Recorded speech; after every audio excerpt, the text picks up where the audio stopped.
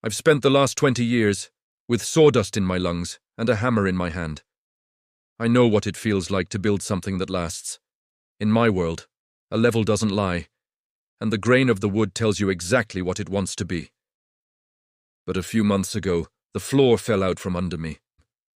For months, I was right where I needed to be, taking care of my 82-year-old mom after she had surgery. Family comes first, always. She's recovering great now. Thank God. But when I finally stepped back onto the job site, the world shifted again. A woman I worked with for years, a property manager who handled over 80 buildings, went in for a routine checkup. She was testing to see if she could breathe without her trach tube. She went into cardiac arrest, and just like that, she was gone. Life is fragile. It's a lot more fragile than the structures I've spent my life building. I tried to keep going. I talked to other contractors. I tried to chase the next job, the next check. But my heart wasn't on the job site anymore. I realized that chasing money and the grind is a trap. If you aren't building something that actually matters, looking for work, fighting for bids, it all just got overwhelming. I didn't want to just make a living anymore. I wanted to make sense of the future, I'll be honest. I was a skeptic. I've spent my life trusting things I could touch, kick, and measure with a tape.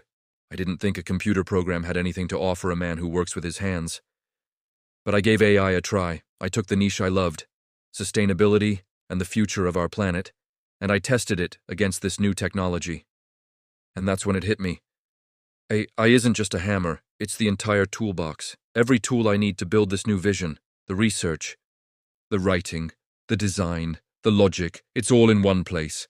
It doesn't replace my hands, it extends them. It is the most powerful set of tools I've ever picked up in 20 years of building. I'm done chasing the old grind.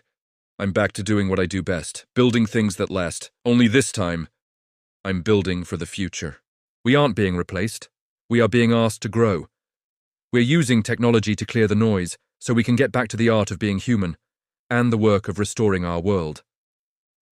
My name is Dan Lapointe, and I'm still a carpenter. I'm just framing a different kind of foundation now. Welcome to Circular Future. Let's see what we can build together.